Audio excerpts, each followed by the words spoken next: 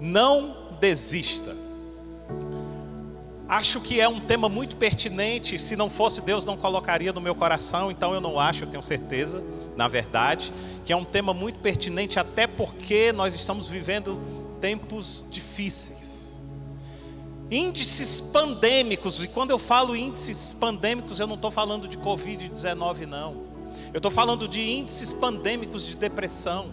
Eu estou falando de índices pandêmicos de ansiedade, índices pandêmicos de ideação suicidas, índices terríveis. Estamos sobrevivendo a um tempo pós-pandemia, mas nós continuamos mergulhados em outra pandemia com doenças consideradas psicossomáticas terríveis. Consultórios psiquiátricos, consultórios psicológicos lotados. Mesmo diante de tanta rejeição que as pessoas têm aí a um psiquiatra, tanta rejeição que ainda existe de um psicólogo, os consultórios estão lotados. Por quê? Porque uma pandemia enorme. E entramos no mês de setembro com a campanha Setembro Amarelo, que é uma campanha de prevenção a suicídio. E a mensagem que Deus nos manda hoje é: não desista. Não desista. Abra sua Bíblia em Hebreus capítulo 10. Amados, eu não sei como você chegou aqui.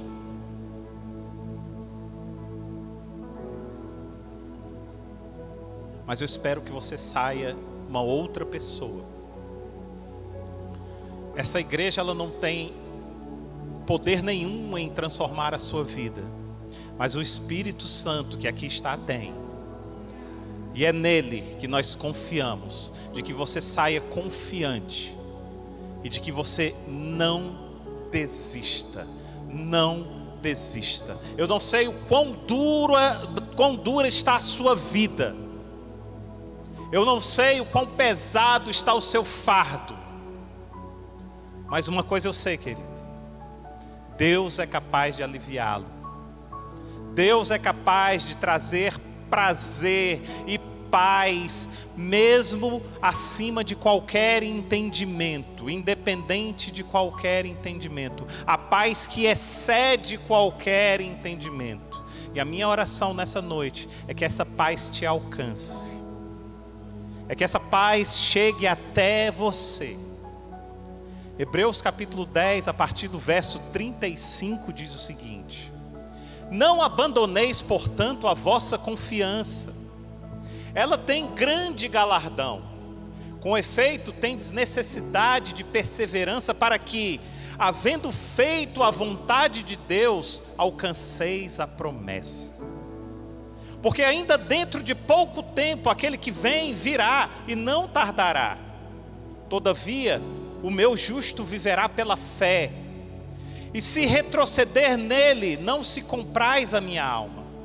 Nós, porém, não somos dos que retrocedem para a perdição. Somos, entretanto, da fé para a conservação da alma. Amém? Nós não somos dos que retrocedem, querido. Pode parecer difícil. Pode parecer que nada mais me leva a ir à frente, não tenho mais condições de ir à frente. E o Senhor diz: eu te sustentarei, eu te darei alento, eu serei contigo. O contexto dessa passagem era uma igreja que estava sendo perseguida.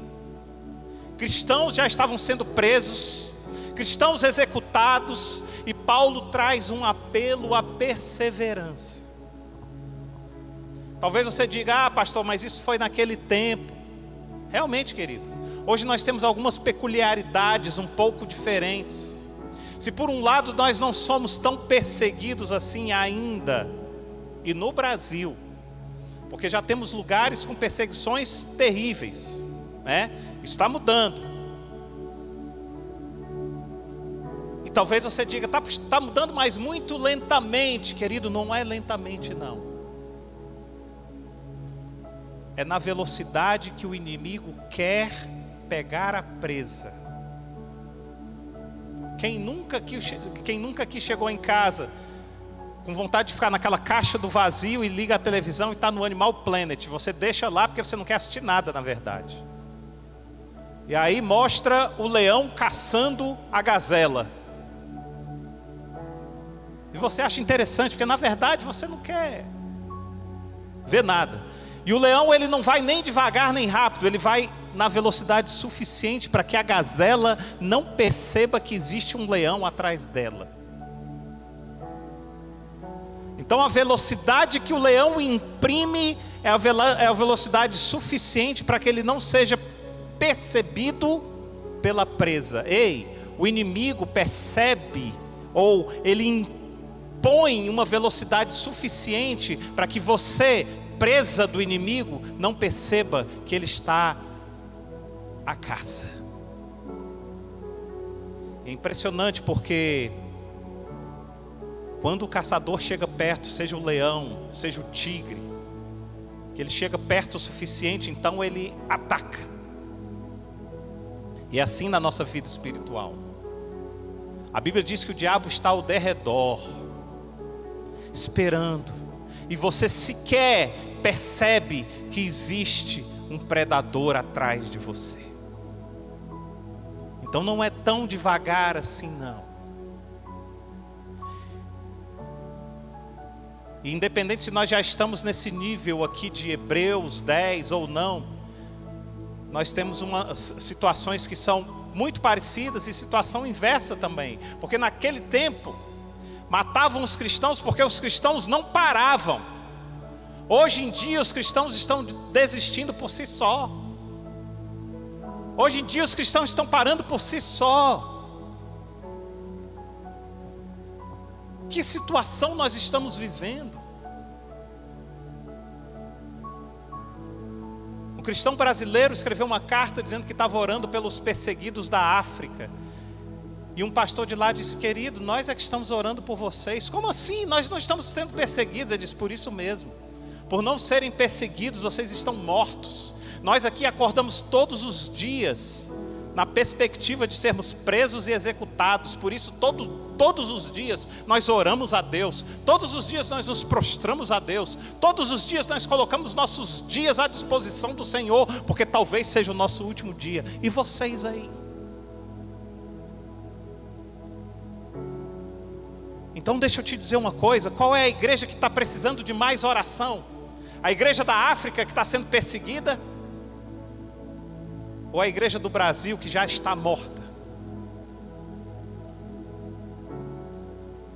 Então a gente está vendo hoje cristãos desistindo por nada.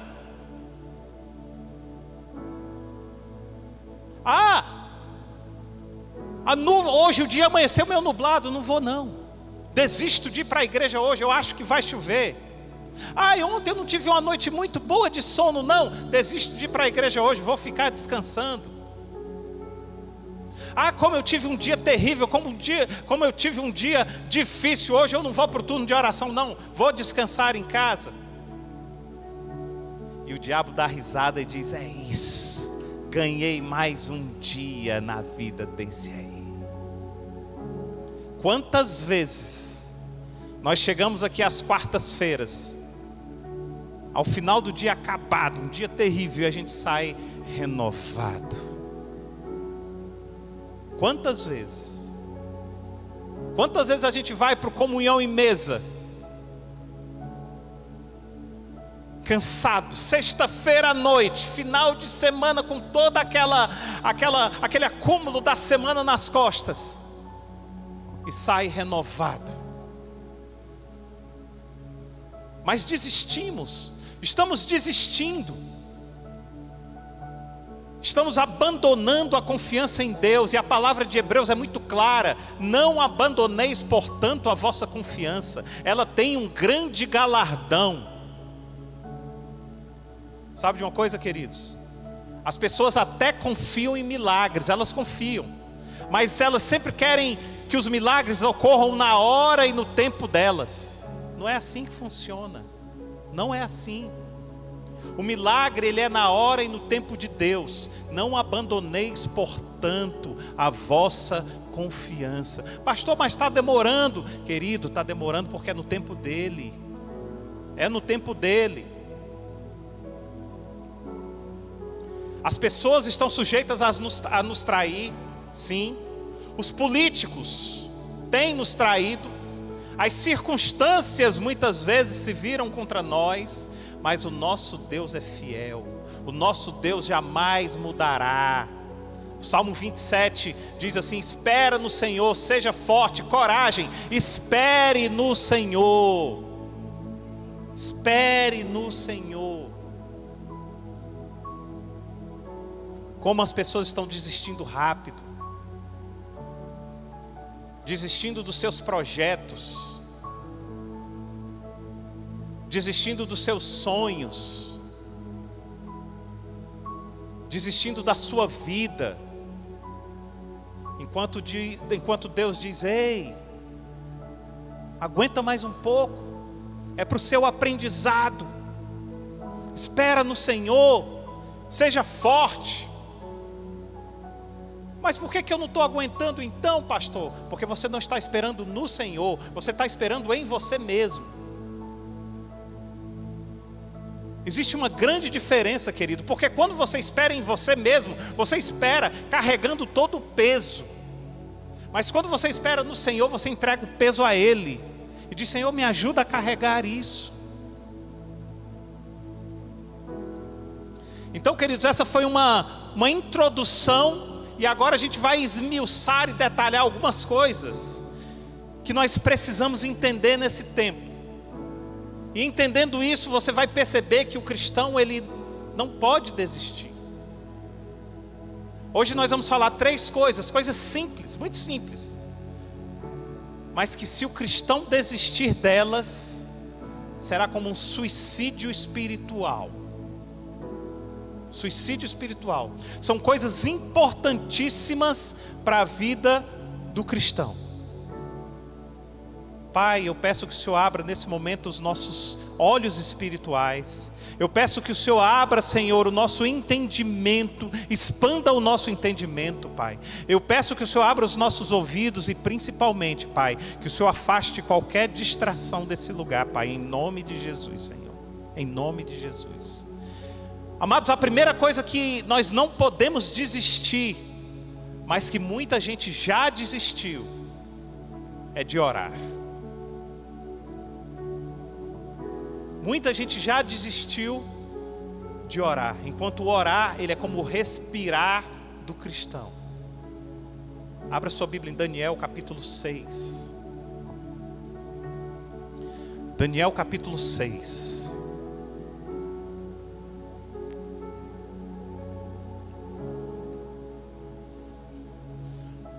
Nós já falamos isso aqui uma vez e vamos repetir.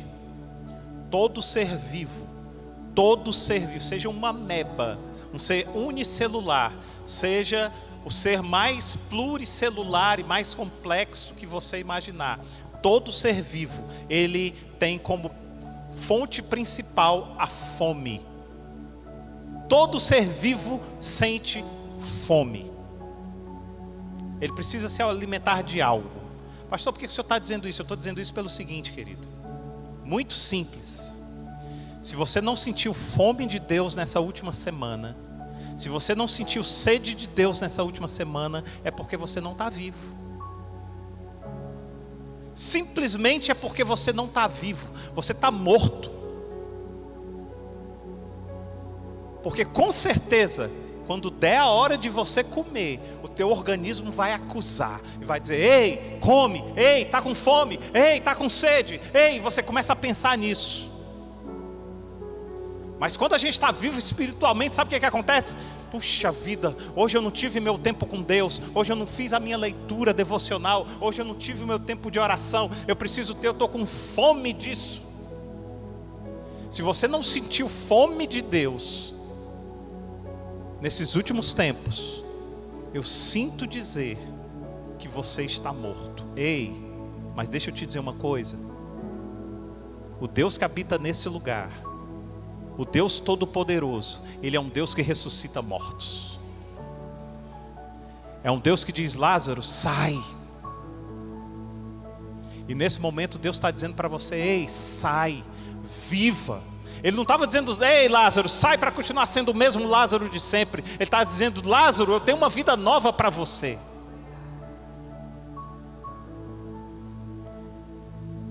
Que você tenha tanta fome, tanta sede de Deus, que você não consiga fazer nada sem antes se alimentar dele. Daniel capítulo 6 diz o seguinte: Daniel, pois, quando soube que a escritura estava assinada, entrou em sua casa e em cima, no seu quarto, onde havia janelas abertas do lado de Jerusalém, 3 vezes por dia se punha de joelhos e orava, e dava graças diante do seu Deus, como costumava fazer. Queridos, aqui o rei Dário, ele proibiu que os cristãos orassem. A oração era para ser somente para ele. Isso foi devido à inveja que os companheiros de Daniel tiveram de Daniel, porque Daniel estava se sobressaindo.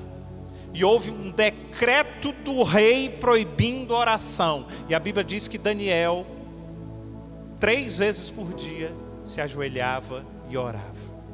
E orava de portas abertas. Ah, querido, deixa eu te dizer uma coisa. Como nós somos hipócritas.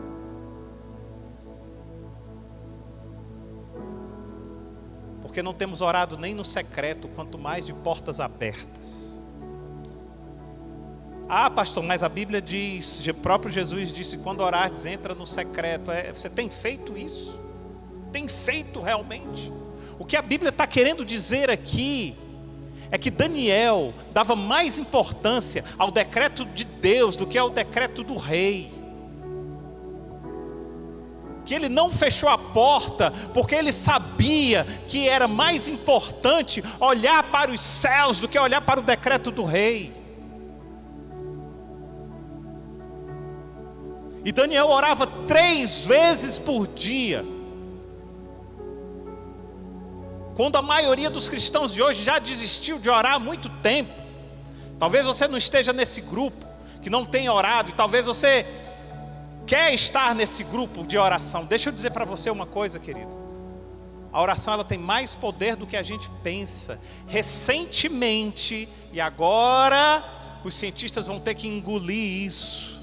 Recentemente saiu uma pesquisa científica mostrando o poder da oração. A oração ativa o lóbulo frontal do cérebro, que é responsável pela tomada de decisão. Está provado agora. Oh, maravilha. Como é que agora eles vão dizer que não vai? E está provado de forma tal: 7 ml a mais de sangue é injetado no lóbulo frontal quando uma pessoa ora. E mais, os cientistas foram além. Quando ela se ajoelha e junta as mãos, já começa a ver o fluxo sanguíneo aumentado. Uau! Uau! E mais, os pesquisadores foram além, falaram assim: será que dá para aumentar esses 7 ml? Vamos fazer o seguinte, vamos colocar muita gente orando um bom tempo. Acho que eles colocaram 6 meses. Resultado, não aumentou o fluxo de sangue. 7 ml, 7 ml. Mas o lóbulo frontal aumentou. Sabe o que significa isso? A pessoa que ora, ela tem mais capacidade de tomar decisões certas. Científico, agora, recente. E agora, José? Hã? E o cristão desistindo de orar. E o cristão abandonando algo que agora a ciência que está descobrindo.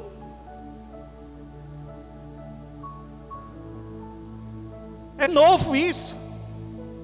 Estudo novíssimo, saiu esses dias. Ei, se eu fosse você, eu começava a orar.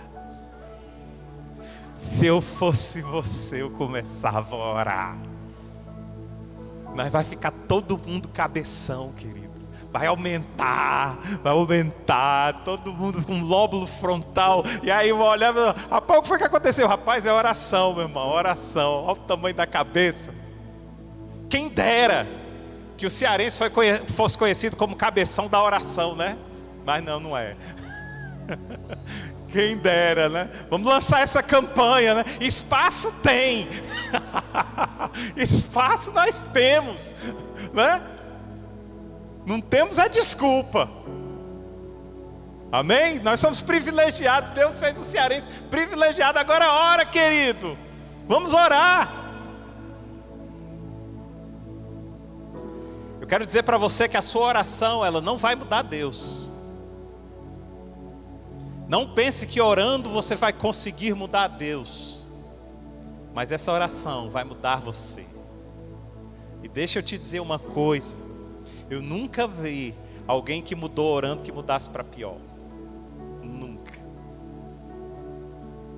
E deixa da síndrome de Gabriela, querido.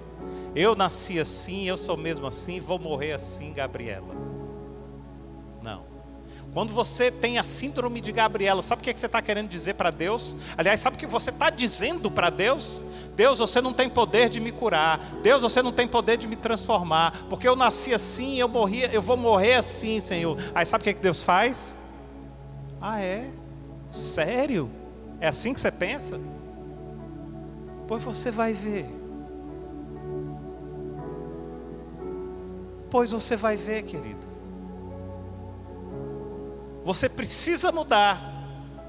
Deus sabe que você precisa mudar. É para o seu bem. Mas você acha que não consegue? Eu vou te dar uma ajudinha. E Deus ajuda. Deus ajuda.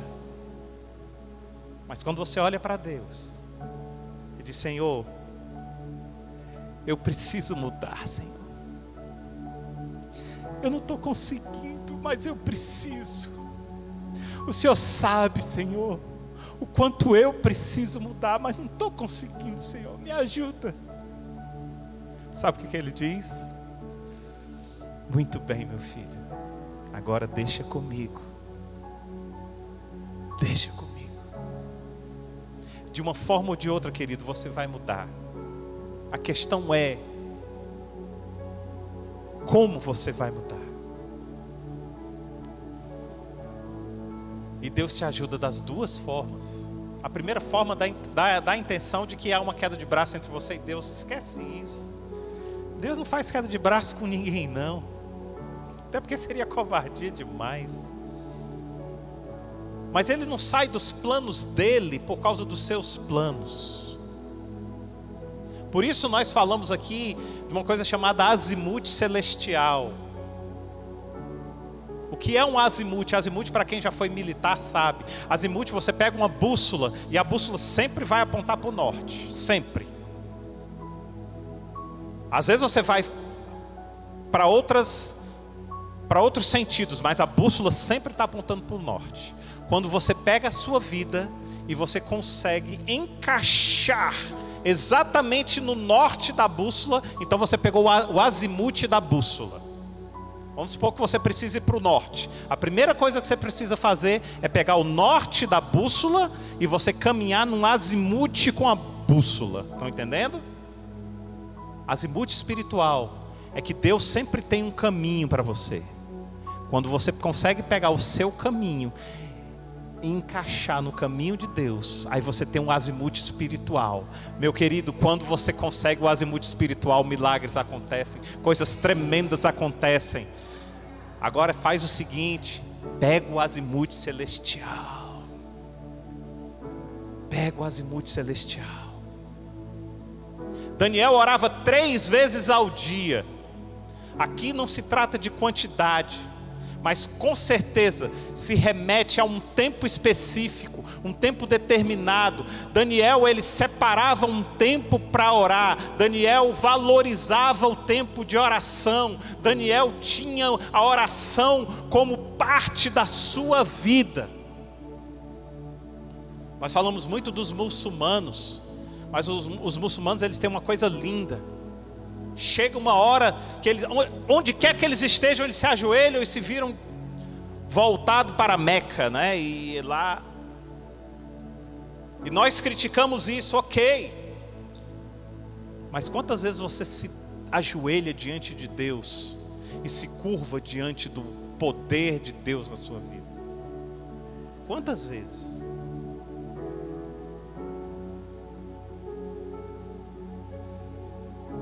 É cada vez mais frequente a gente encontrar pessoas que dizem assim: pastor, estou tão gordinho, pastor, acho que eu preciso praticar uma atividade física. Lá no seu consultório deve estar cheio, né, doutor? Nós temos um médico aqui que é especialista nessa área, né? Então deve estar cheio. Doutor, estou tão gordinho, estou querendo perder um peso, né? Estou querendo praticar uma atividade física. Sabe o que acontece aqui? Essa pessoa, ela adquiriu o primeiro passo para conquistar aquilo que ela quer. O que é? Qual é o primeiro passo, pastor? É a consciência. Ela adquiriu a consciência de que ela está gordinha ou de que ela não está bem e que ela precisa agora praticar uma atividade física. Por isso, quando você vai ao psicólogo, em especial na abordagem psicanálise, né? Nós temos uma psicóloga aqui também, da área de psicanálise. O que é que ela faz? Ela descortina o seu inconsciente para que venha para o seu consciente e você entenda aquilo que você necessita, ou traumas, ou qualquer coisa que seja. Percebe que o primeiro passo é a consciência? Agora, quantas vezes você ouviu essa semana alguém chegar e falar assim: puxa vida, estou precisando orar mais. Estou precisando me colocar mais de joelhos. Quantas vezes você ouviu isso? Esse mês de agosto, mês passado. Quantas vezes? Sabe por quê? Falta a consciência do poder da oração. Se as pessoas tivessem consciência do poder da oração, as pessoas chegariam e diriam: estou precisando orar mais, estou precisando me colocar de joelho mais. E olha que nós vivemos no contexto de igreja. Pasmem, era para ser comum aqui as pessoas dizerem assim: estou precisando orar mais, pastor, me ajuda, pastor. Você não ouve isso. Pelo contrário, parece que a gente pede um favor para as pessoas virem ao turno de oração. Não, isso é muito precioso, querido. A gente convida, e sempre vamos convidar. Mas só quem pisou no Santo dos Santos sabe o precioso lugar que Ele é. As pessoas ainda não tomaram consciência de que a oração ela é vital para a saúde espiritual do cristão. 1 Pedro 3,12 diz assim: porque os olhos do Senhor estão sobre os justos e os ouvidos atentos às suas orações.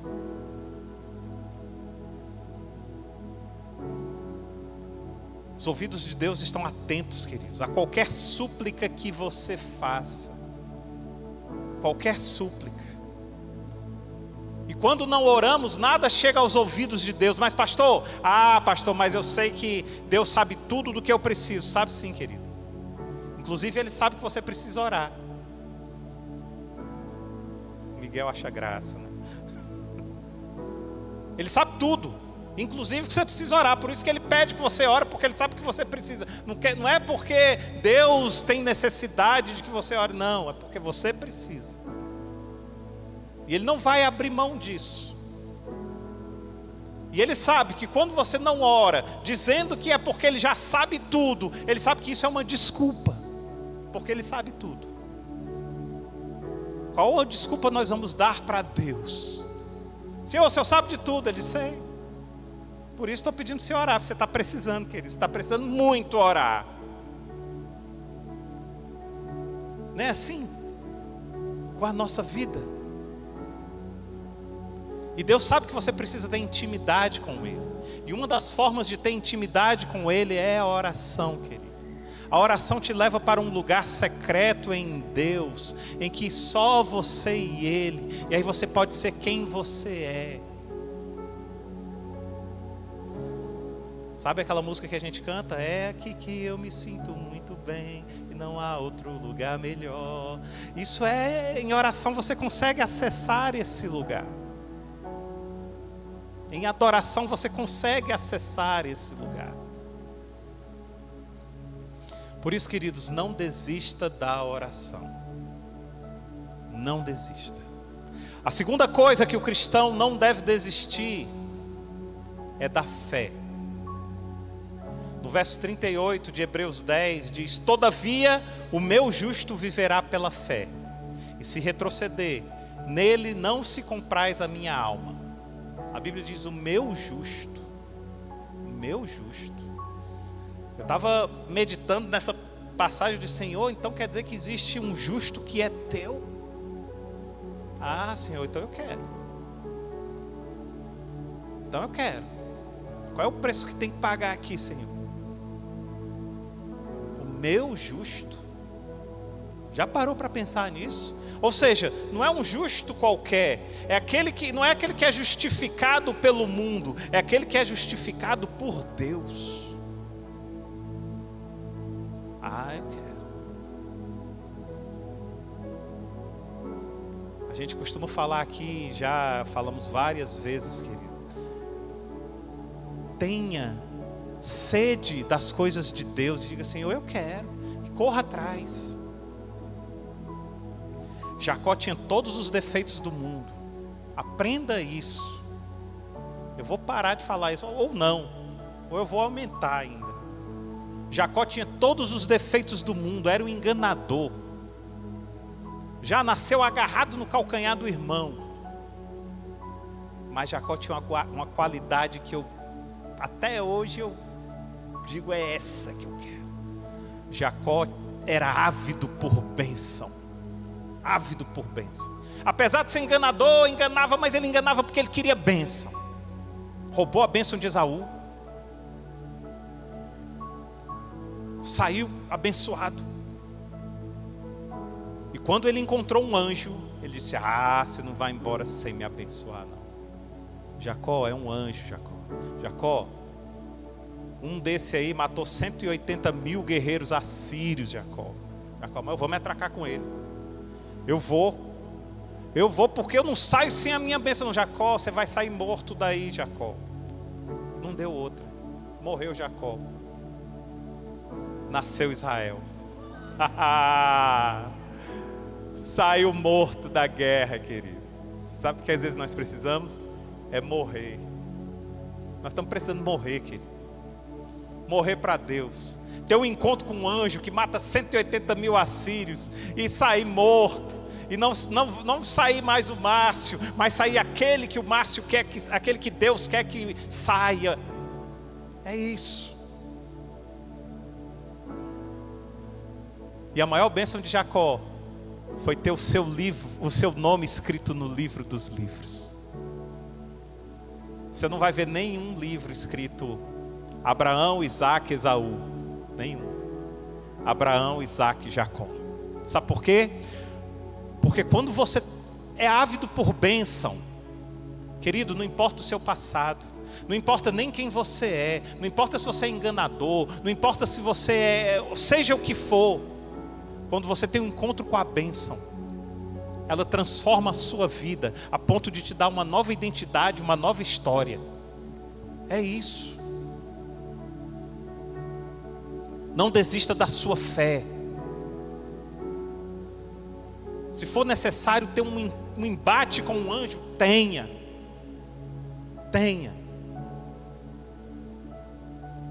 Quem não tem fé está morto espiritualmente. Olha só que interessante.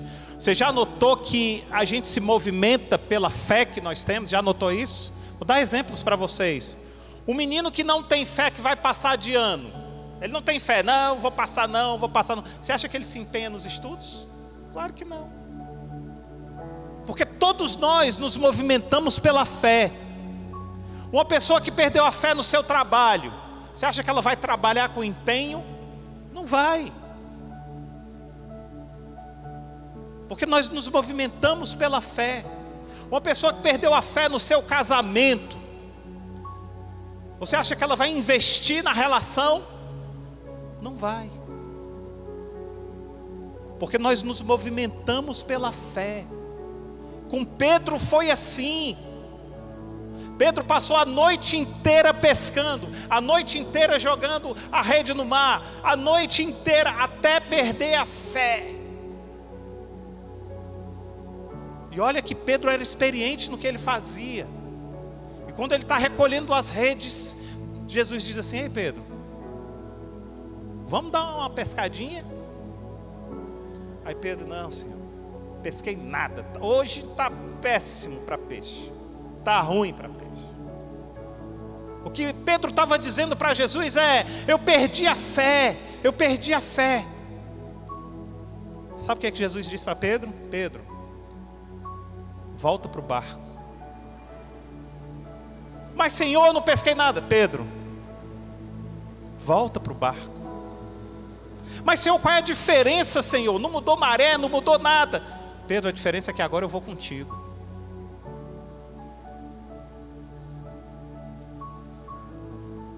O mar não mudou, os peixes não mudaram, nada mudou, Pedro. O que mudou é que agora eu estou no barco, Pedro. E Pedro entra no barco. E Pedro tem a maior pesca da vida dele. Pastor, mas tem um detalhe aí. O Senhor disse: não abandone o barco. Aí a Bíblia diz que Pedro abandonou o barco e seguiu Jesus. Não, querido. Deus não abandonou o barco. Foi aí que Pedro entrou no barco de Jesus. Pedro abandonou o seu barco, mas foi aí que ele imediatamente subiu no barco de Jesus. Ei, muitas vezes você precisa abandonar o seu barco para entrar no barco de Jesus. Mas lá na frente, quando Jesus morre, antes de Jesus ressuscitar, Pedro olha e diz: meu Deus, toda a minha confiança, toda a minha fé foi por água abaixo. Sabe o que Pedro faz? Volta para o barco antigo. E aí ele começa a pescar de novo. Sabe o que Jesus faz? Cara, Jesus é tremendo. Meu Deus, que homem é esse? Que Deus é esse? Ele vai lá buscar Pedro de novo.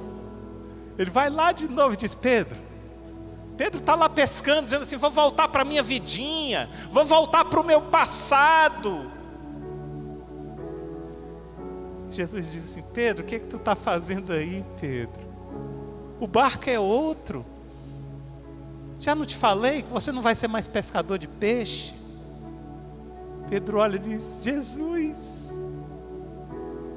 E nunca mais Pedro abandona o barco.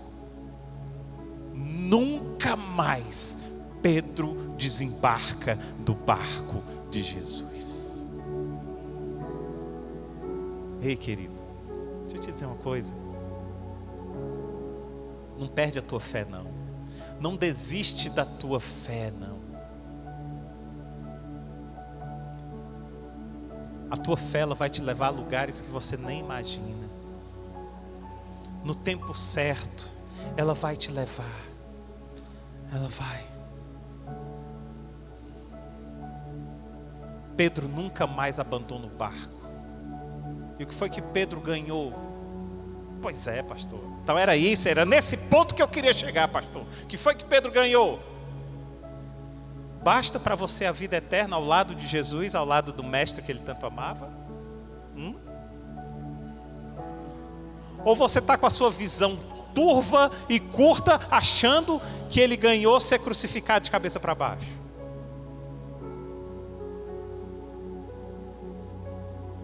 Querido, só acha que Pedro ganhou a crucificação de cabeça para baixo quem tem a vida restrita a esse mundo. Porque quem tem a vida aberta aos céus diz assim: Pedro, você ganhou a vida eterna, Pedro. Uma vida ao lado do mestre. Pedro, você está no barco, Pedro. Você está no barco, querido. Vem, você está no barco. Não é assim? Será que se o nosso preço fosse a cruz de cabeça para baixo, você estaria no barco? Se quando o dia amanhece um pouco mais chuvoso, a gente não quer ir nem para a igreja. Ai, meu Deus, como eu estou longe de Pedro. Ai, meu Deus, como eu estou distante. Como eu estou distante. Volte para o barco, querido. Volte para o barco. Haverá um tempo, e esse tempo já chegou, que só restará o barco da fé. Qualquer outro barco irá naufragar. Qualquer outro.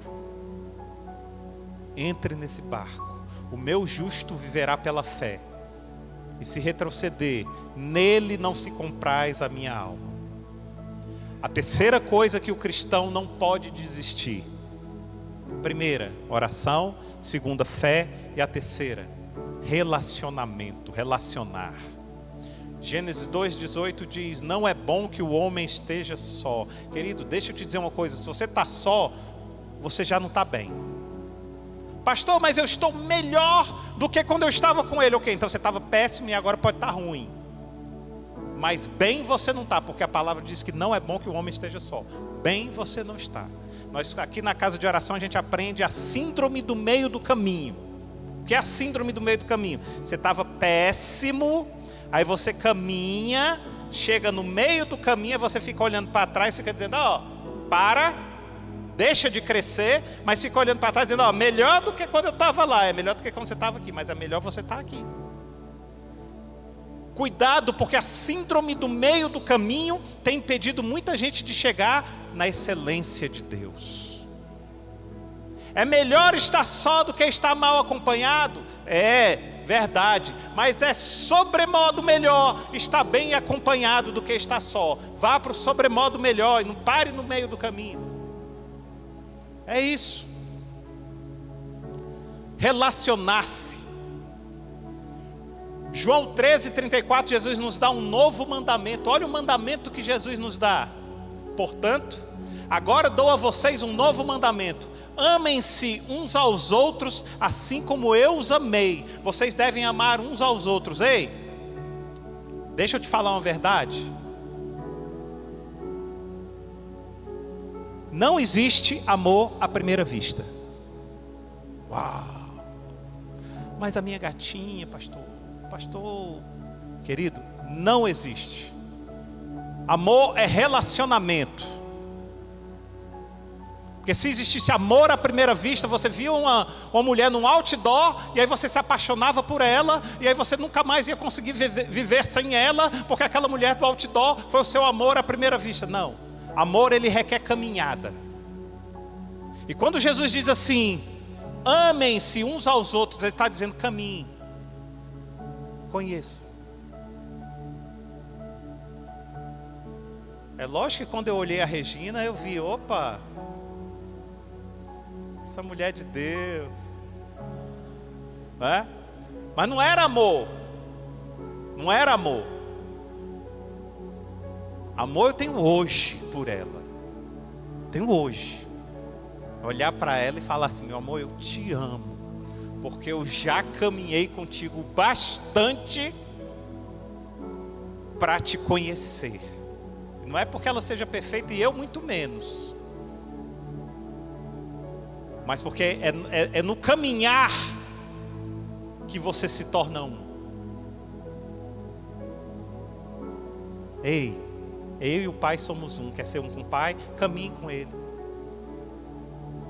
E Enoque caminhou com Deus 300 anos e já não era mais. Por que ele não era mais? Falamos isso domingo passado. Ele não era mais porque ele se encheu tanto de Deus que já não ouvia mais Enoque em Enoque. Havia agora Deus em Enoque. Quer ser um com o Pai? Comece a caminhar com Ele. Novo mandamento: amem-se uns aos outros. E aí você quer amar o seu próximo? Comece a caminhar com Ele. Como é que a gente caminha com Ele? Comunhão e mesa é um ótimo exemplo para isso, querido. Algumas igrejas falam PG, outras falam células. Nós achamos que o nome comunhão e mesa era o que mais se encaixava para a gente. Mas faça parte. Faça parte.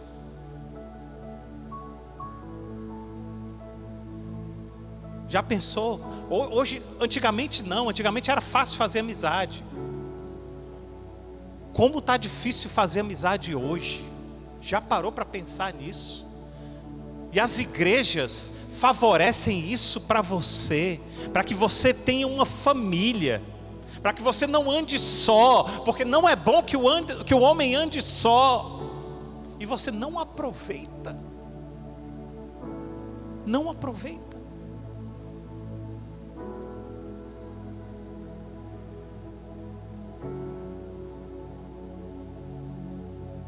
Pastor, mas quanto mais eu me relaciono, mais eu me decepciono com as pessoas. Pois é. É exatamente nesse momento que você mais precisa amar. A Regina nunca precisou me amar quando eu dei flores a ela. Ela precisou me amar, verdadeiramente me amar, quando eu de alguma forma a agredi. Entendeu o que é o amor? A Regina precisou me amar quando a gente mais estava brigado um com o outro. Então, se as pessoas te decepcionam, é Deus dizendo assim: ame. Mas você não viu o que ela fez? Vi. E você não vai fazer nada? Não. Por quê?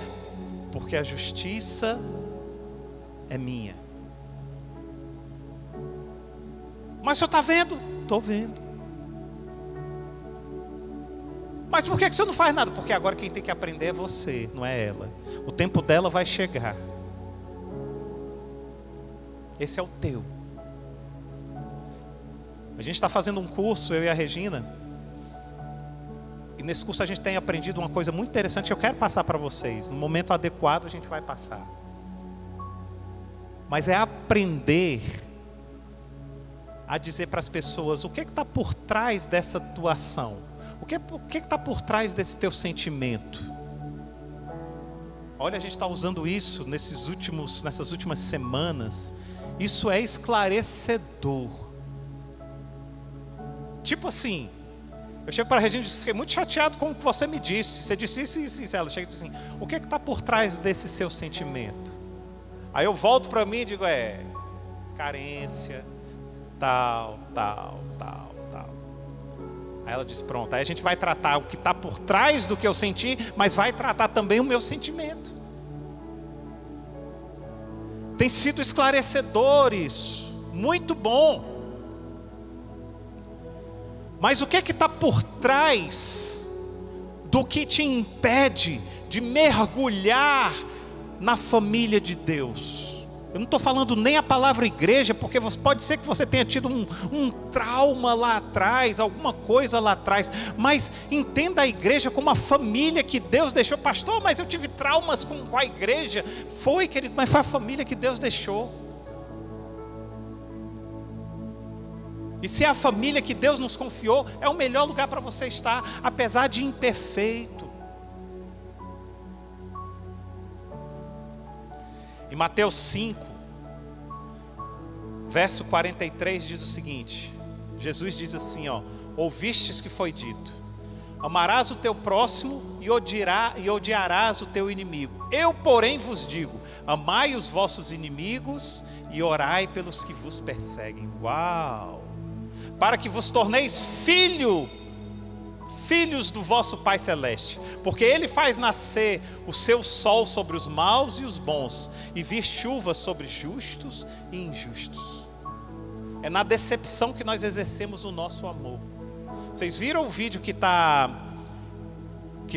bombando aí na internet, de um cara que matou não sei quantas pessoas, e aí ele vai para o júri, chega no júri, o juiz manda os pais das vítimas falarem alguma coisa para ele. Mas o cara, ele é um psicopata, e o psicopata não tem sentimento. Né? Então a pessoa chega e diz assim: você arruinou a minha família, e eu quero que você vá para o inferno, não sei o que. Ele fica assim, próximo, aí ele se vira: e você matou não sei quem, você acabou com a minha vida. Ele... Até que entra um cristão na sala, e ele olha para o cristão e faz assim para o cristão diz assim: você matou a minha filha, mas eu te perdoo. Eu te perdoo porque Cristo me manda perdoar. Eu quero dizer para você que você não tem mais culpa diante de mim. Que você não vai carregar. Cara, se desmancha. Sabe por quê? Nada resiste ao poder do amor. Nada resiste ao poder do amor. Porque é na decepção que nós exercemos o amor pleno. Sabe por quê? Porque foi no pecado que abundou a vida, mas foi na graça que superabundou a vida. Aleluia. Não importa se você está na lama, não importa onde quer que você esteja. O que importa é que a graça é capaz de te limpar de tudo. Relacionamento. Deus não deixou a igreja por acaso.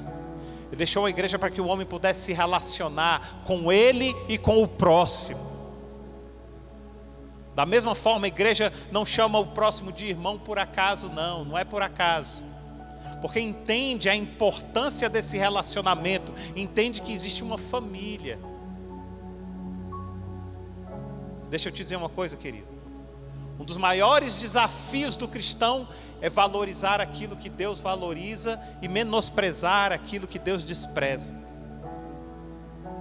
Sabe por quê? Porque nós estamos valorizando muito aquilo que Deus despreza. Aquilo que Deus diz, isso não é importante, filho. Não, mas é o que eu quero, Senhor. Mas isso não é importante, filho. Mas é o que eu quero. Jamais conseguiremos o azimute celestial se não conseguirmos valorizar aquilo que Deus valoriza. Uma vez eu perguntei numa igreja assim, qual foi a primeira família da história? Qual foi a primeira família? Todo mundo respondeu Adão e Eva. Aí eu disse, está errado. Está errado, pastor, mas está lá, isso está errado. Porque quando Deus começa a criar Adão e Eva, Ele diz assim, façamos. Então já existiu uma família. A primeira família da história é a Trindade. Não é Adão e Eva. E isso tem uma importância tremenda na sua visão de família. Sabe por quê? Porque isso muda muita coisa, porque nós não somos família para cumprir um propósito terreno, mas nós somos família para sermos imagem e semelhança de Deus. Deus não criou em Adão e Eva uma família, Deus replicou em Adão e Eva uma trindade.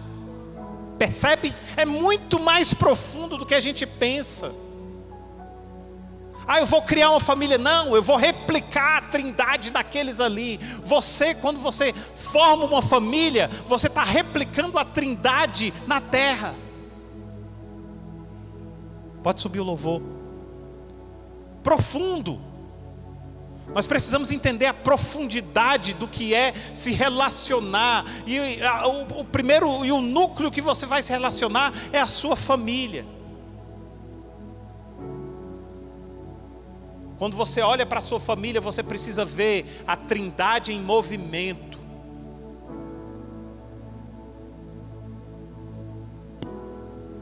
Pastor, estou pensando em casar com uma moça. Pastor, ela é linda. Pastor, ela é um doce de pessoa. Só falta se converter, pastor. Você acha que isso é um detalhe ou isso é o mais importante da tua vida? Se for um detalhe, filho, casa.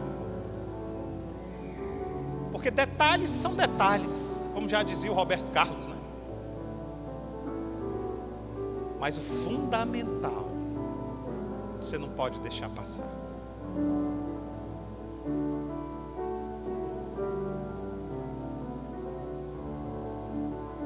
Ninguém pode servir a dois senhores.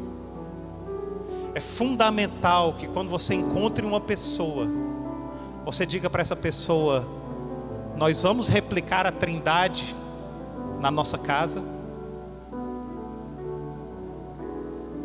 Nós vamos replicar a trindade no nosso lar.